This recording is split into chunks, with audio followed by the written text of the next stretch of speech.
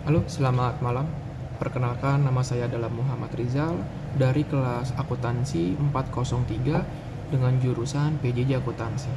Di sini saya akan mempresentasikan tugas yang sudah saya buat dengan judul Digitalisasi Standar Akuntansi Pemerintahan sebagai solusi dari kendala perkembangan standar akuntansi pemerintahan di Indonesia, oleh Muhammad Rizal dengan NIM 23030101077.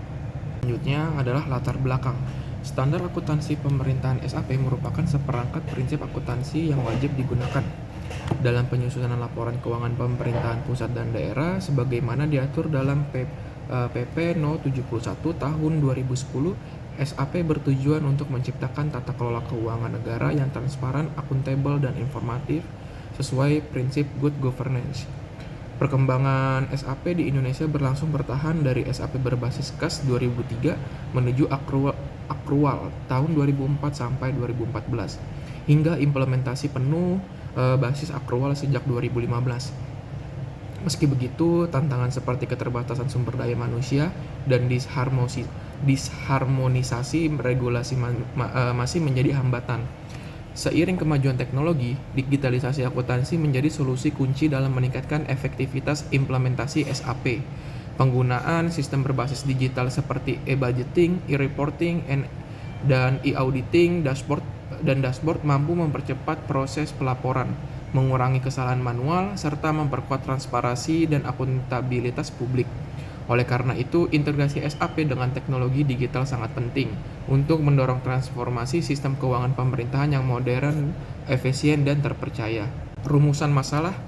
Dari rumusan masalah ini, apa saja kendala yang dihadapi dalam penerapan standar akuntansi pemerintahan berbasis akrual di Indonesia?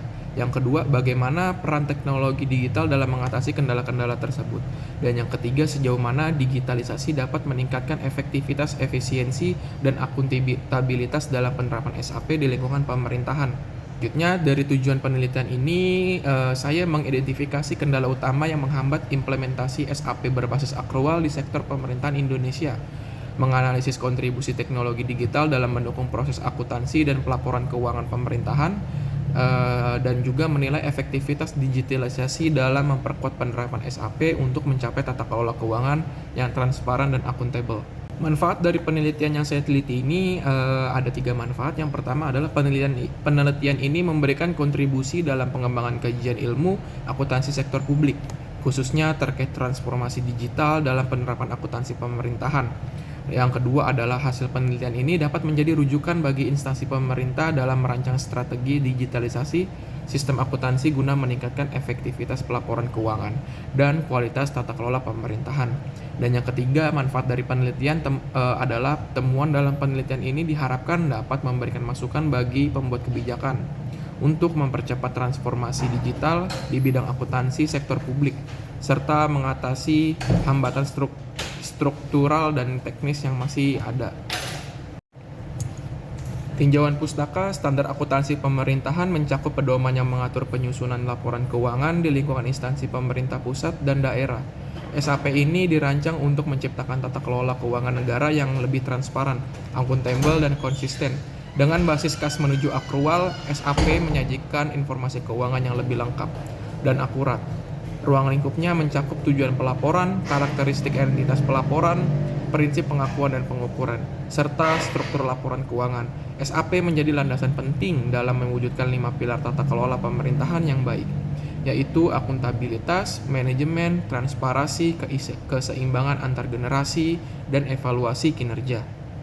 Diberlakukan secara wajib sejak tahun 2005 dan diperkuat pada tahun 2010 melalui PP Nomor 71 Tahun 2010. SAP menjadi alat utama dalam peningkatan kualitas, transparansi, dan akuntabilitas laporan keuangan pemerintah. SAP menetapkan struktur laporan yang komprehensif dan sistematis dengan 7 jenis laporan utama untuk basis akrual. Fungsi utamanya meliputi penyediaan informasi untuk pertanggungjawaban publik, pengambilan keputusan manajerial, serta pengawasan dan audit. SAP berfungsi tidak hanya sebagai alat pelaporan, tetapi juga sebagai instrumen strategis untuk mendukung efisiensi dan integritas pengelolaan keuangan negara. Meskipun manfaat SAP sangat signifikan, implementasinya masih menghadapi tantangan seperti keterbatasan sumber daya manusia, resistensi terhadap perubahan, kompleksitas regulasi, serta minimnya infrastruktur teknologi di berbagai instansi. Terutama daerah ketimpangan kompetensi antara pusat dan daerah, memperburuk inkonsistensi pelaporan. Oleh karena itu, diperlukan berbagai inovasi seperti pelatihan intensif, sertifikat akuntansi pemerintahan, digitalisasi sistem pelaporan keuangan dengan platform SIAP dan ERP, serta penyederhanaan regulasi. Inovasi ini bertujuan untuk memperkuat adopsi SAP secara nasional, mendorong tata kelola keuangan yang lebih efisien, dan mendukung transparansi publik secara berkelanjutan. Pembahasan perkembangan akuntansi pemerintahan di Indonesia.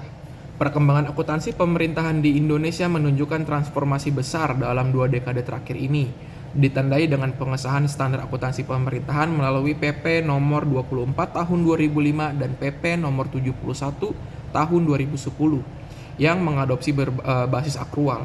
Transformasi ini mencerminkan upaya sistematis dalam memperbaiki tata kelola keuangan negara. Pembentukan KSAP sebagai pengembang standar turut memperkuat kerangka normatif pelaporan keuangan yang seragam di lingkungan pemerintahan pusat dan daerah. Keberhasilan penerapan SAP sangat bergantung pada kapasitas kelembagaan dan komitmen pemerintah dalam menciptakan laporan yang andal dan transparan. Penerapan standar akuntansi pemerintahan berbasis akrual. Penerapan SAP berbasis akrual ini menjadi langkah penting dalam menciptakan laporan keuangan yang lebih akurat, transparan, dan relevan. Meskipun secara ideal ditunjukkan untuk diterapkan secara penuh, pada praktiknya banyak instansi pemerintah masih menggunakan model modified accrual. Transisi menuju basis akrual memerlukan strategi implementasi yang cermat, dukungan politik, ketersediaan sumber daya manusia yang kompeten, sistem informasi yang memadai, serta integrasi dalam informasi birokrasi. Dengan mengikuti rekomendasi lembaga seperti ADB, Indonesia dapat memperkuat struktur akuntansi pemerintahan untuk mendukung pengambilan keputusan yang lebih efektif.